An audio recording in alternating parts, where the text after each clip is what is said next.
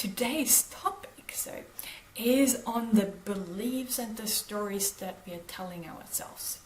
So some of those you might not even be aware of. They might be subconscious, unconscious, it doesn't matter.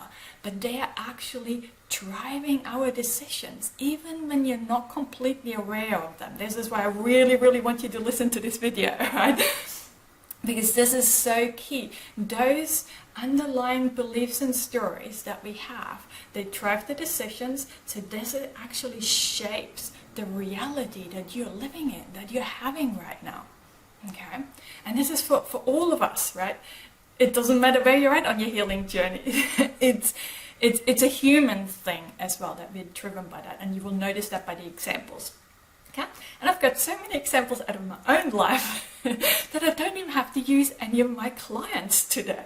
And I want to talk a little bit on the belief on safety and the studying, drinking, alcohol and things like that. So if any of that kind of rings some bells for you, then this might be for you. But I really encourage you, if you recognize a belief that you have, then please share it in the comments so we can learn from each other. Like I said, a lot of those beliefs, we are not even aware that we're having them, right? So if you may hear mine, you might think like, oh my gosh, this is exactly what I do, right? So you might know, for example, that I spent 2 decades at university studying. I did biomedical science. I was teaching there. I was a researcher there. I have a PhD in internal medicine.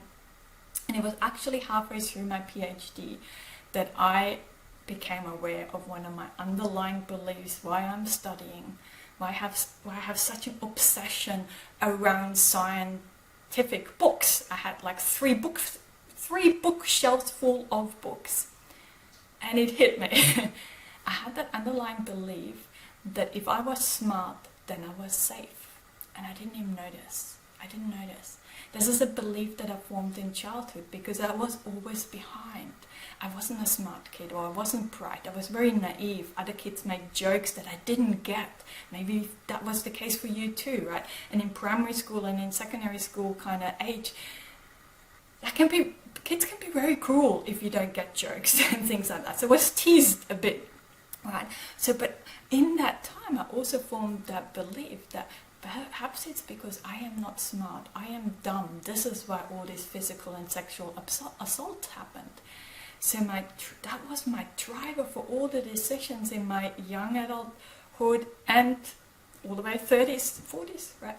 That making decisions based on that me being smart. And by the way, I do have my PhD now, so I am actually Dr. Tanya. It sounds strange. But just to let you know, I still don't feel smart. It doesn't matter how far and how much you study and how many qualifications you get. That sense, that body sense of feeling smart doesn't come from the qualifications. Just in case you have a similar belief there for you too, right? Feeling smart.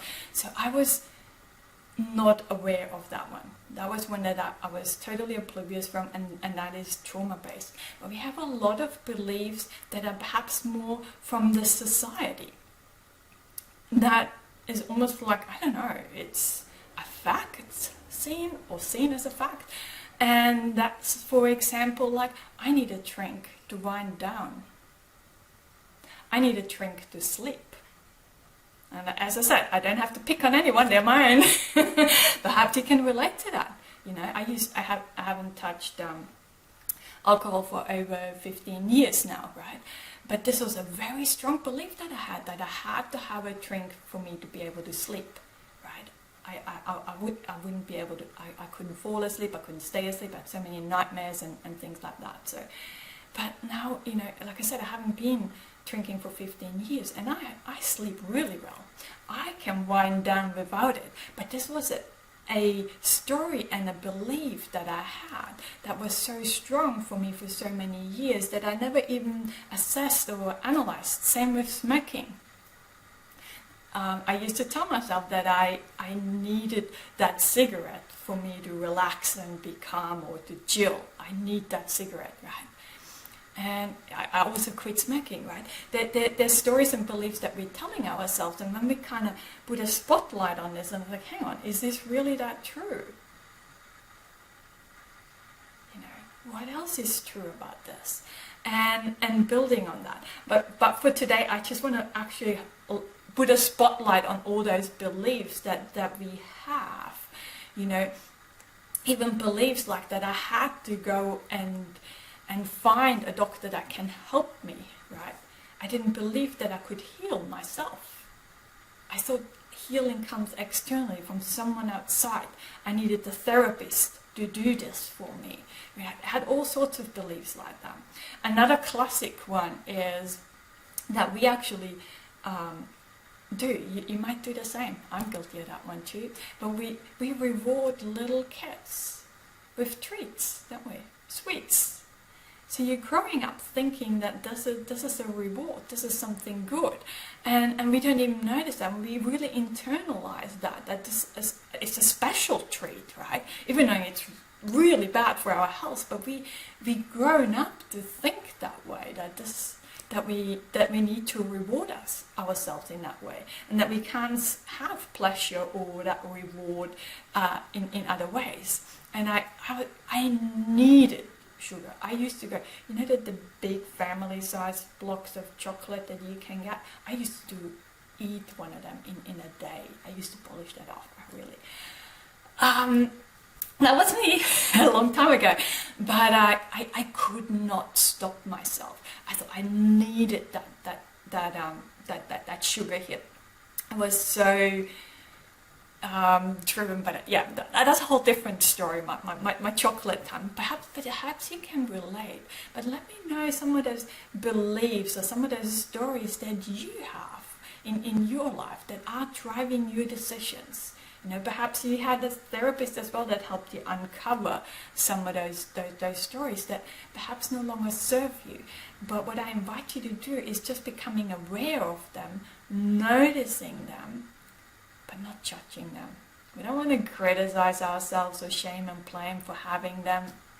You know, I had mine for decades, you know. They caused me a lot of suffering, they caused me a lot of illnesses, and my body was really, I was damaging my body with some of my beliefs and things like that. But like the belief that I needed to be smart to be safe, you know. Once I had that written down and saw it on paper, it's like, this, you know, it makes no sense. Some of those beliefs make no sense. And what sometimes helps to become aware of those more subconscious or unconscious kind of beliefs and stories that we have is doing what they call like a brain dump. You just go, you put a timer on for 5 minutes or 10 minutes, and you just, any thought that pops into your mind, you just write it down. You don't think, you just write those things out, and then later on you go back and look at that piece of paper, and you might find a few of those beliefs, a few of those stories in there, and you go, oh wow, I didn't even realize that I was thinking that. You know, of course I feel that way when I think that way.